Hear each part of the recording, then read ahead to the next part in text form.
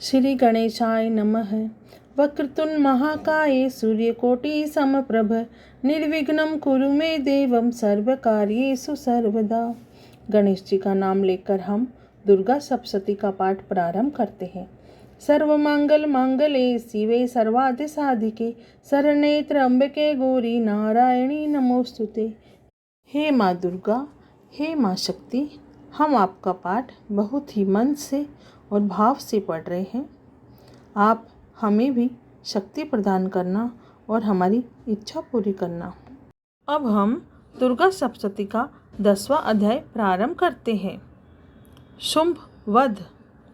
महर्षि मेघा ने कहा, हे राजन, अपने प्यारे भाई को मरा हुआ तथा सेना को नष्ट हुआ देखकर क्रोध में भरकर दैत्यराज शुंभ कहने लगा, दुष्ट दुर्गे, तू अहंकार से गर्व से मत कर, क्योंकि तू दूसरों के बल पर लड़ रही है।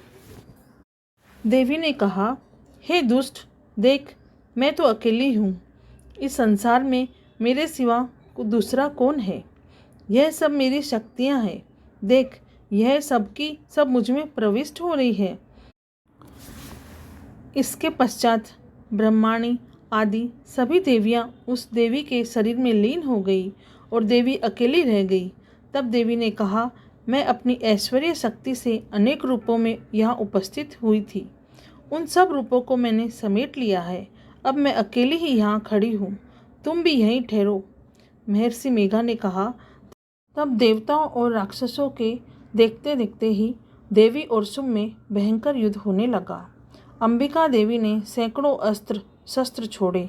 उधर दैत्यराज ने भी भयंकर अस्त्रों का प्रहार आरंभ कर दिया। देवी के छोड़े हुए सैकड़ों अस्त्रों को दैत्यों ने अपने अस्त्रों द्वारा काट डाला। इसी प्रकार शुंभ ने जो भी अस्त्र छोड़े उनको देवी ने अपनी भयंकर हुंकार के द्वारा ही काट डाला। दैत्य ने जब सैकड़ों बाण छोड़कर देवी को ढक दिया तो क्रोध में भरकर देवी ने अपने बाणों से उसका धनुष नष्ट कर डाला।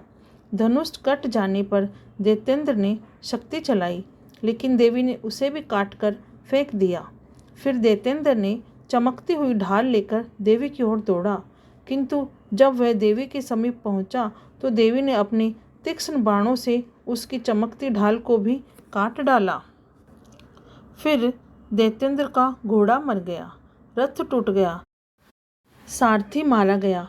तब वह भयंकर मुदगर से देवी पर आक्रमण करने के लिए चला, किंतु देवी ने अपने तीक्ष्ण बाणों से उसके मुदगर को भी काट दिया। इस पर दैत्य ने क्रोध में भरकर देवी की छाती में बड़े जोर से मुक्का मारा तो देवी ने उसकी छाती में जोर से एक थप्पड़ मारा।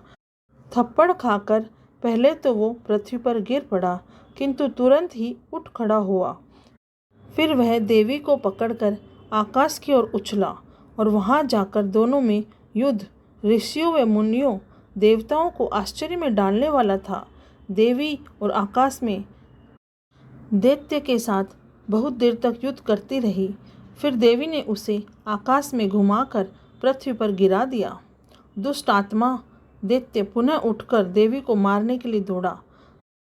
तब उसको अपनी ओर आता हुआ देखकर देवी ने उसकी छाती विदीर्ण करके उसको पृथ्वी पर पटक दिया।